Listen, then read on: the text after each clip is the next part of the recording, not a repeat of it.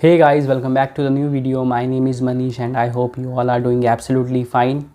So आज की video again मेरी हर वीडियो की तरह बहुत ही एक एजुकेशनल, इन्फॉर्मेशनल और एक बहुत ही अच्छी वीडियो होने वाली है, जिसमें मैं बात करना चाहूँगा कि 3 things that you should never say during a salary negotiation.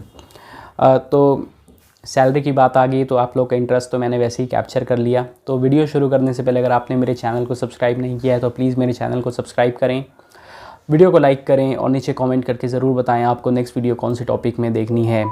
तो बिना किसी देरी किए हुए चलिए वीडियो को शुरू करते हैं। तो स्विच जो करना जो है वो हर एक किसी का एक सपना रहता है कि मुझे अपनी इस फाइनेंशियल कंडीशंस को छोड़ के मुझे एक अच्छी जगह जाना है जिसमें मेरी सैलरी भी इंक्रीज़ होगी और मुझे एक अच्छा वर्क एनवायरनमेंट भी मिलेगा। तो बहुत सारे एम्प्लॉयज़ जो हैं वो टेक्निकल राउंड, मैनेजरियल राउंड, सब कुछ राउंड अच्छे से क्लियर करते हैं, पर एंड में आते आते उनका एक सैलरी नेगोशिएशन पार्ट में उनका जो ऑफ़र है वो डिक्लाइन हो जाता है। रीज़न क्या? उनके पास टेक्निकल स्किल्स नहीं है। टेक्निकल स्किल्स थी तभी तो उन्होंने टेक्निकल स्किल्स जो राउंड है, टेक्निकल राउंड वो पास किया। क्या उनके पास बोलना नहीं आता? उनको इंग्लिश आता है। क्या उनको स्ट्रैटेजी नहीं आती है तभी तो उन्होंने मैनेजरियल राउंड क्लियर किया। तो क्या हो जाता है HR राउंड में? ऐसा वो होता है आपका सैलरी नेगोशिएशन। क्या पता वो सैलरी नेगोशिएट अच्छे से ना कर पाते हों, जिनकी वजह से उनका जो ऑफ़र है वो डिक्लाइन कर दिया जाता है।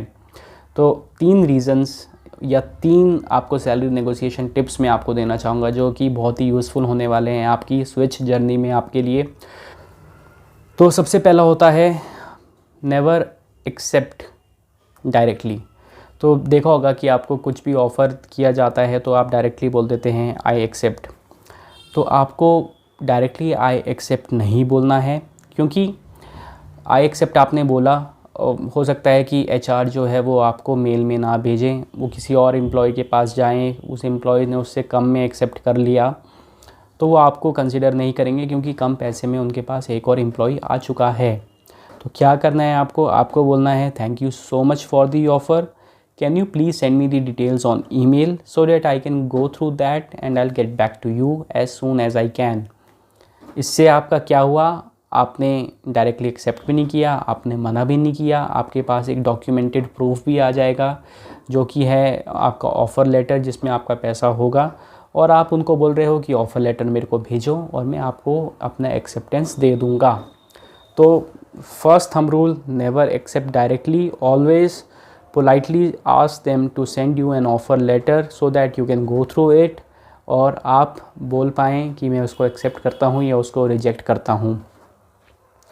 जो सेकंड एक बहुत ही एक नेगोशिएशन के टाइम पे जो लोग बोलते हैं वो होता है, वो डायरेक्टली बोलते हैं कि मेरे को इतना चाहिए और मैं इतना ही डिमांड कर रहा हूँ। जैसे कि आपकी करंट CTC आपकी 10 लाख रुपए है, ठीक है, और आपको चाहिए 15 लाख रुपए या 13-14 लाख रुपए।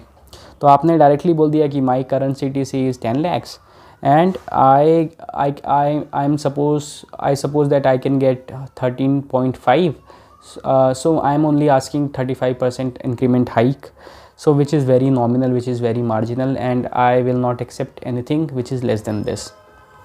तो इसमें आपके ख़िलाफ़ क्या हो सकता है?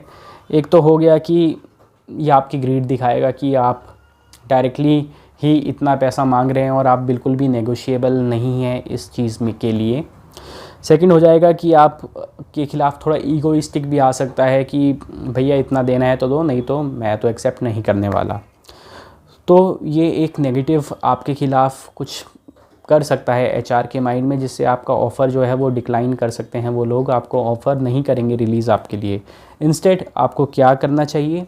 आपको अपनी क्वालिटीज़ गिनानी चाहिए। आपको बोलना चाहिए कि आपने एक एक्सटेंसिव मार्केट रिसर्च की है और इस रोल और इस एक्सपीरियंस के लिए और इस टेक्नोलॉजी के लिए इतना एक मिनिमम में मार्केट में बेयर मिनिमम क्राइटेरिया है पैसे का। तो आपको वो कैसे बोलना है? आपको बोलना है based on my current experience and the skills I poses and my research which I have done through various portals, I came across that the salary that is feasible for this role is 15 LPA। आपने अपनी salary बता दी और आप उनसे politely पूछ लीजिए कि is that within your range or what else can you offer me. तो उससे क्या हो गया, उससे आपने 3 चीज़ें कर दी। 3 चीज़ें क्या की आपने, एक तो पहले आपने बोल दिया कि भैया मेरे पास तो एक नीश स्किल है जिसका मार्केट में बहुत ही ज़्यादा डिमांड है और इतना इतना लोग, मैंने मार्केट रिसर्च की, लोग 15-15 लाख रुपए ले रहे हैं। आपने अपनी एक्सपेक्टेशन भी बता दी कि 15 लाख रुपए आपको चाहिए।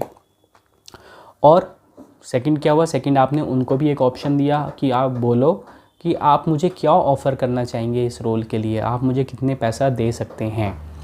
तो आई होप आप समझ रहे होंगे कि फ़र्स्ट जो मैंने एक स्टेटमेंट बताई उसमें और जो मैंने आपको ये बताई, कितना ज़मीन आसमान का फ़र्क है और आपके अप्रोचिंग वे को ये कितना अच्छे से एचआर के पास ले जाएगा। ठीक है।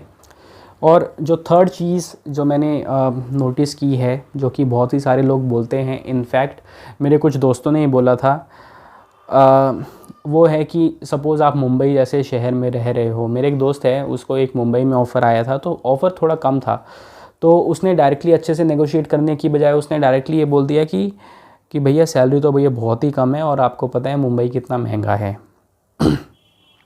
ठीक है।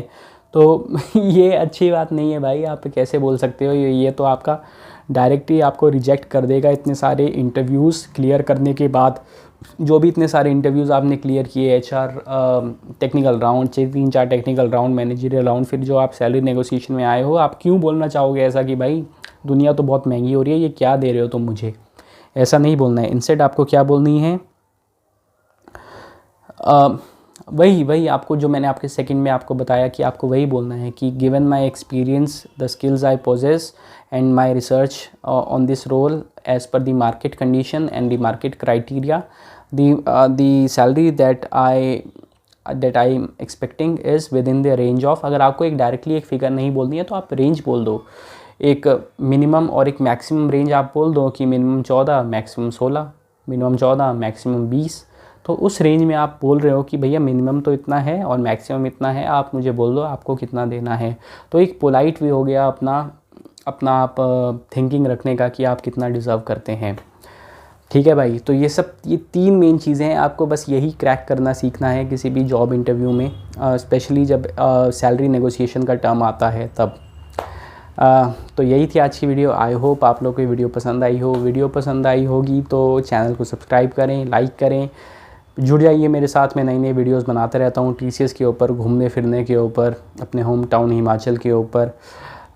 आशा करता हूँ आपको अच्छी लगेंगी सारी videos. Subscribe to my channel and I will see you in the next video. Take care, bye bye and have a nice day.